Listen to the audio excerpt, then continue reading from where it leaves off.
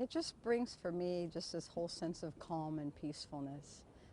Capitola is a place that Christie just loved to go to, and she spent a lot of time here.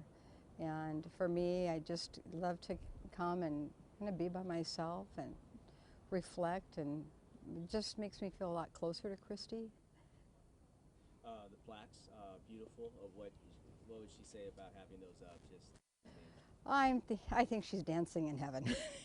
I, I do. I don't think that we could have chosen a better spot, and the plaques, you know, the primary reason we also got the plaques is, you know, without ever being able to find Christie's body, there was just, where do you go? What do you do? How do you memorialize your loved one? And this allows not only the family but our friends to come to Capitola and, you know, just take some time to reflect as well. you mentioned not finding Christie's body, and I know that obviously there's no way to put that into words, but for anyone who hasn't experienced that, I mean, just how gut wrenching has that been? It's been a journey, an incredibly difficult journey. Some days better than others. I'm very proud of not only myself but our entire family for how we've all been able to cope. And but it's been difficult, especially when there are, you know, remains discovered somewhere near Placer County. That's happened a few times, most recently in Folsom. And then also, there was a young lady by the name of Sierra Lamar in Santa Clara County, and her trial is actually in progress as I speak. And similar situation, you know, kidnapped, murdered, no body homicide. And when that happened in our very own county, and then in South County, because it was in Morgan Hill and we live in Gilroy, it really stirred up a lot of emotion, and it was scary. I felt like, you know, what happened with Christie happened in Placer County. It was kind of comforting to be able to come back home to my home in Gilroy, be away from it all, and it just felt safe. And then for something like that to happen in our own county, it really set me back. It did, and it was actually that event that had a huge factor in me wanting to retire from work. You know, I wasn't coping well, I found. I wanted to help out with the searching and all, and it just brought so much back for me. But we're all in a good place now, and you know, we've survived what I think is the unthinkable. And I made a decision, and I made this decision very early on, that Mario took my youngest daughter, but I wasn't going to give him me. And I was not going to give him my family, my marriage. I wasn't going to let him rob us of our lives too. And so we've chosen to honor Christie by being strong, living respectful lives, and being the best that we can be. So many times, as you say that, I think about families that have gone through tragedies, and Yeah, and more victims fall by the wayside. Like yeah, you said, you're not going to let that bad person impact and take any more of your life that's already been taken. that's right. And it's difficult. We had a minister that had actually officiated our daughter's memorial service. And at one point he said to Pat and I, "How are you doing?" And we both were somewhat stunned, and we looked at each other. We hadn't even taken time to even check in with one another and how we were doing. We were so focused on getting the conviction, getting through the trial, that we were just in let's be strong mode. And once we took the time to check in with each other, we realized both of us were hurting deeply, really deeply. We never were in the same place at the same time. I mean, when I was really down, he was up, and you know, it was a blessing that we were able to, you know, just be able to support each other. But it was tough. There's a lot you have to work through.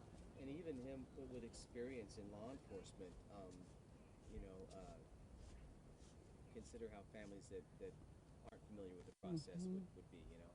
Yeah. It's tough for everybody. That more than 10 years has passed. I know on the phone you Hmm. said, wow, you know, it's been, I believe he was convicted in January of '05, if I'm No, he mistaken. was convicted January 2007. Okay, Yeah. 2007. Yeah, Christie Oh, went. that's right, because 10 years. My Right, yeah. But has it since been that long? It has been that long, and you know, there's a significant memory for me, and it's weird how this happened, but Christie's birthday is January 10th. Wendy Ward, who was also kidnapped and raped, and thank God, was not killed. Um, that event happened on January 12th, and she had been kidnapped and raped. And when did Mario Garcia get convicted? Right in the middle, January 11th. To me, there's a higher power. Process was happening in the and after the conviction, immediately after, did you hold on to hope that he would reveal where he put Christie? I did. I did. At one point, I had asked that, if he tells us where Christie's body is there some kind of a deal you can make with him? I don't even care at this point if he gets put away. I wanted her back so desperately. That wasn't an option. And but I did. I held out hope that, once the reality set in. And then I soon realized that there's so much opportunity for appeals, and not just one appeal, but dozens of appeals. And the family goes through this. For us, it's been 10 years of appeals, and we're finally at the end. But I knew that as long as he had the opportunity to appeal, there was no way Mario, being who he is, was going to disclose where Christie's remains are.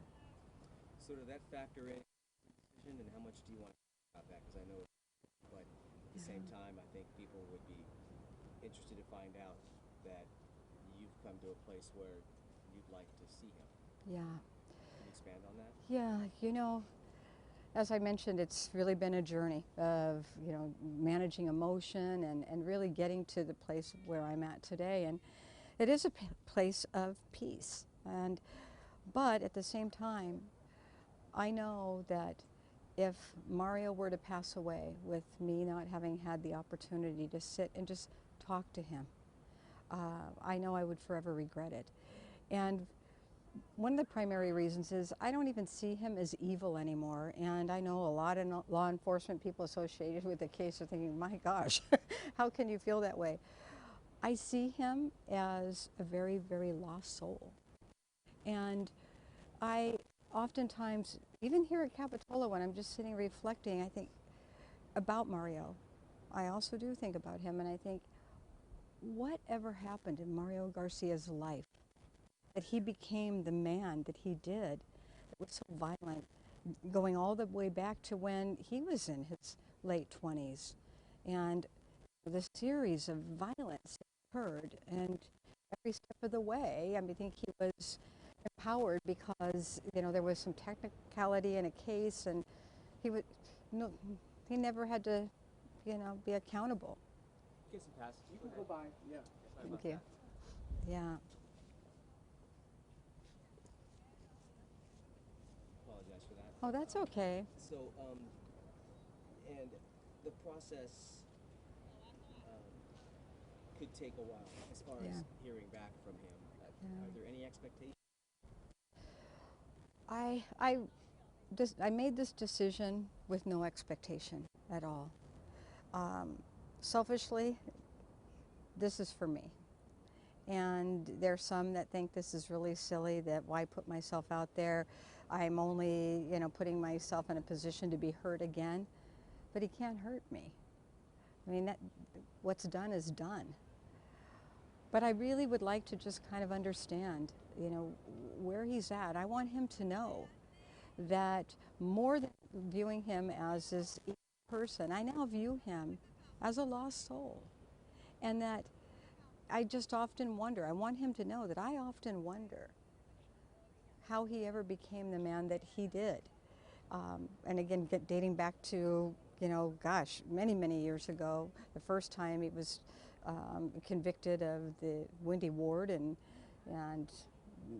kidnapping her, and then on to beat a wife, and to the point where they had to give that ex-wife a new identity, to this, incident that happened in Oakland, and driving a car right into the Oakland estuary.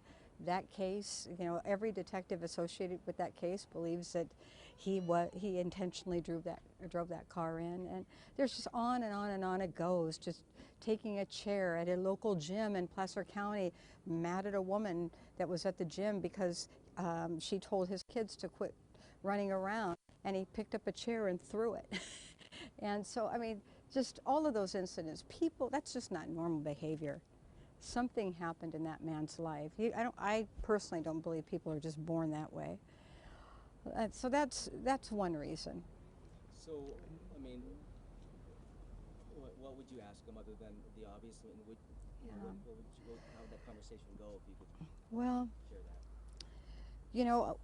What I want to share with Mario Garcia, some of it's very private, but there were many things that happened along the way, from the night that Christie went missing until present, and a lot that happened during trial, that, at the risk of sounding like, wow, this woman's lost her marbles, I will say that Christie Wilson was present at that trial every step of the way.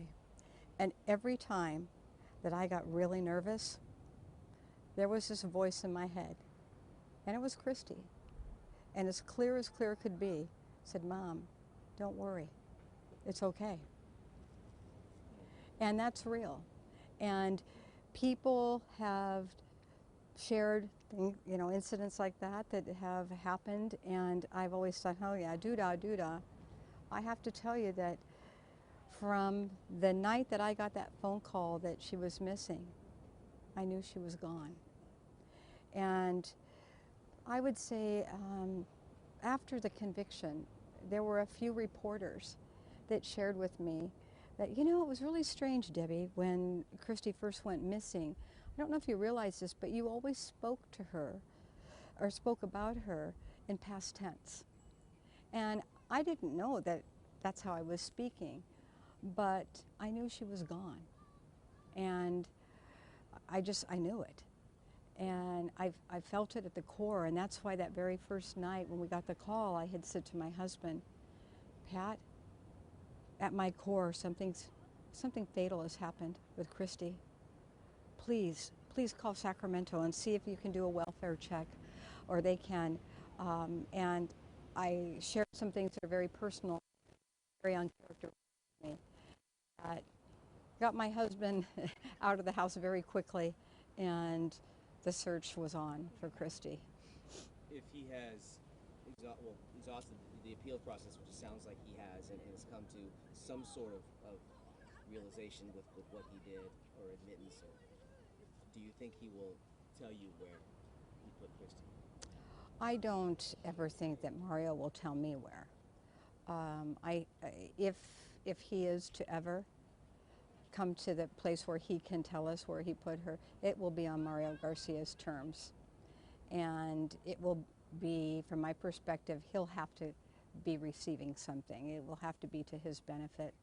I'm hoping that perhaps before his dying day, that maybe it's the peace that he's going to need before he passes on that will trigger him to, to just do what he needs to do to be right with the one above. And while I have you here, I think it's important for families who are dealing with grief or a loss through crime, or just through the cycle of life, as someone who is experienced in that, albeit not willingly, and you wish you never would have had to, what advice would you have for someone going through a situation where a loved one is gone suddenly and they need to cope? To talk, to surround yourself with people that you trust, and to share your emotions, share your feelings. Don't be afraid. And that in being strong, being sure to be taking care of yourself along the way. It's a hard journey, it's a long journey, And grief just doesn't end at conviction. It goes on and on and on. And it's so important to allow yourself to go through that grieving process and to not feel bad if 5 years down the road there's a song or there's just something that you see. It could be a bird that flies by and it just brings that all back, to allow yourself to go with it, and to be sure that you're also checking in with your families, and really, and for those that are in relationships, marriages, to be sure that you're being open with one another and allowing each other the space that's necessary to be in the place that you have to be for a period of time. How often do you think, I wonder what Christie would be doing now? She'd be in her late 30s, correct? Yeah. It's amazing, and preparation for meeting you today, that's exactly what I was thinking as I was driving over the hill. And I was thinking, gosh, I wonder what her child would have looked like. I know that she would have been married, and what if she had one child or two children? Gosh, she would have been an awesome mom. She loved children. I wonder who she would have married. And then for a moment I thought, gosh, I'll never know that, will I? But,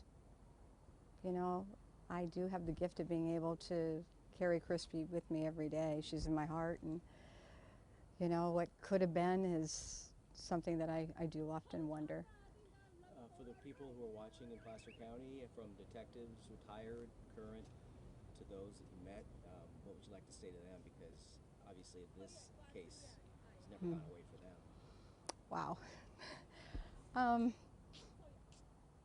I have the utmost respect. We were so fortunate to have all the detectives, the judge, just everybody associated with that case. They gave everything they had in investing themselves into that case, and I will forever be grateful. And I truly, I say this in all sincerity, I've seen other counties and how they've worked with families and how the whole process has gone, and we were very fortunate. Not many families are as fortunate as we were to have detectives, investigators, DAs being in close communication. I could send Garen Horst an email a day after trial and vent about how I felt about the events of that day and trial. And I always got a response from Garen, always. It's a special place, and I think that, they obviously hold this case to this day, just, as a victory in terms of getting that conviction. Yeah. And many people are going, how are you going to do that without finding her? Yeah. So, And just Garen Horst and the way he just strategized on that case, and being able to put all the puzzle pieces together to where it just, if you are somebody that's really visual, by the time he was done with his closing arguments, there's no question. There would be no question for that, for any one juror. And one of the things that I really appreciated is that Garen knew when there was a juror that may not be actively listening and was being distracted by something else. And I just his ability as a prosecutor was just stellar. And Anne Marie Schubert, who's now DA of Sacramento, she came in as support for the DNA piece of the prosecution, and I was really worried because the defense team hired this Hollywoodish, it was Yeah, the mic just died. Uh-oh. I got batteries. No, actually, Okay. you know what? We're okay. Continue Oh, on. good, good. when she said Bob Blazier, I thought of Sorry. OJ. O.J. Simpson. So Bob Blazier was, yeah, he was on the defense team for O.J. Simpson. And the day Bob Blazier arrived for some of the preliminary trial, which was at the old courthouse in Auburn, all the cameras were on Bob Blazier, and I thought, oh my gosh, here comes Mr. Hollywood. These people must have a tremendous amount of money if they can afford Bob Blazier. And Anne Marie Schubert, she hit it out of the park. And it didn't matter if it was Bob Blazer or, God bless his soul, Johnny Cochran, whoever it was, that woman knew how to prosecute. And she was phenomenal and deserves the job that she has today. Sacramento County is very fortunate to have her.